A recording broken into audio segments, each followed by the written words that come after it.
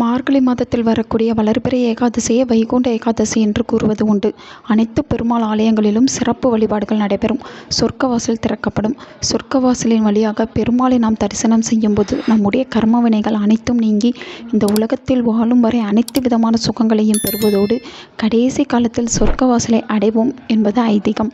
அதனால்தான் மற்ற மாதங்களில் வரக்கூடிய ஏகாதசி அன்று விரதம் இருக்காவிட்டாலும் வைகுண்ட ஏகாதசி அன்று விரதம் இருக்க வேண்டும் என்று நம்முடைய முன்னோர்கள் கூறியிருக்கிறார்கள். அப்படிப்பட்ட வைகுண்ட ஏகாதசி அன்று விரதம் இருக்க முடியாத சூழ்நிலையில் இருப்பவர்கள் பெருமாளின் அருளை பெறுவதற்கு ஏற்ற வேண்டிய ஒரு தீப வழிபாட்டை பற்றி தான் இந்த வீடியோவில் நாம் பார்க்க போகிறோம். எந்தவித சிறப்பான விழாவாக இருந்தாலும் விரதமாக இருந்தாலும் அன்றைய தினத்தில் வீட்டில் நாம் சிறப்பான வழிபாடுகளை செய்வோம்.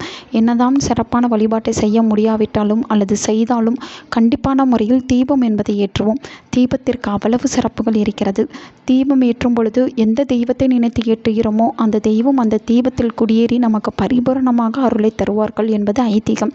அந்த வகையில் வைகுண்ட ஏகாதசி அன்று பெருமாளின் அருளை பெறுவதற்கு ஏற்ற வேண்டிய தீபத்தை பற்றி தான் இப்பொழுது பார்க்க போகிறோம். பெருமாளுக்கு உரிய வைகுண்ட ஏகாதசி அன்று பலரும் விரதம் இருந்து வழிபாடு செய்வார்கள். ஒரு சிலரால் அவர்களுடைய சூழ்நிலையின் காரணமாக விரதம் இருக்க முடியாத நிலை ஏற்படும்.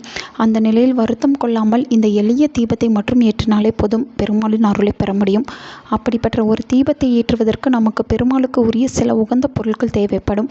LIC முதலீடு மற்றும் காப்பீடு தொடர்பான அனைத்து சந்தேகம் மற்றும் விவரங்களுக்கு 8973775326 எண்ணை அணுகவும். ஒரே ஒரு நெய் தீபம் மட்டும் ஏற்றினால் போடும். ஒரு சிறிய தாம்பூலத்தட்டை வைத்து அதற்கு மேல் துளசி இலைகளை பரப்பிக் கொள்ளுங்கள். அந்த துளசிக்கு மேல் ஒரு அகல் விளக்கை வைத்து சுத்தமான நெய் ஊற்றி தாமரை தண்டு திரி போட்டு தீபம் ஏற்ற வேண்டும். பிறகு இந்த தீபத்தில் ஒரு பொடியை நாம் சேர்க்க வேண்டும். அந்த பொடிதான் மிகவும் விசேஷமான பொடி. இதற்கு பச்சை கற்பூரம் ஒரு துண்டு, ஒரு கிராம்பு, 2 துளசி இலைகள், ஒரு ஏலக்காய் இவற்றை சேர்த்து பொடி செய்ய வேண்டும். பிறகு இதனுடன் ஜவ்வாது பொடியும் சேர்த்து கொள்ள வேண்டும். இதுதான் பெருமாளுக்கு உகந்த பொடியாக கருதப்படுகிறது. இந்த பொடியிலிருந்து ஒரு சிட்டிகை எடுத்து அந்த நெய் தீபத்தில் போட்டு விடுங்கள். அவ்வளவுதான், பெருமாளுக்கு உகந்த தீபம் தயாராகிவிட்டது. மேலும் இந்த தீபத்தை ஏற்றுவதோடு பெருமாளின் படத்திற்கு முன்பாக ஒரு டம்ளரில் தண்ணீர் வைத்து அதில் சிறிதளவு பச்சை கற்பூரத்தையும் 2 துளசி இலைகளையும் போட்டாலே போதும். பெருமாள் மனம் குளிர் நமக்கு பரிபூர்ணமாக அருளை தருவார். வைகுண்ட ஏகாதசி அன்று விரதம் இருந்து வழிபாடு செய்வது என்பதுதான் சிறப்பு. இருப்பினும் ஒரு சிலரால் விரதம் இருக்க முடியவில்லை எனும் பட்சத்தில் இந்த தீபத்தை ஏற்றி வைத்து பெருமாளின் அருளை பெறலாம்.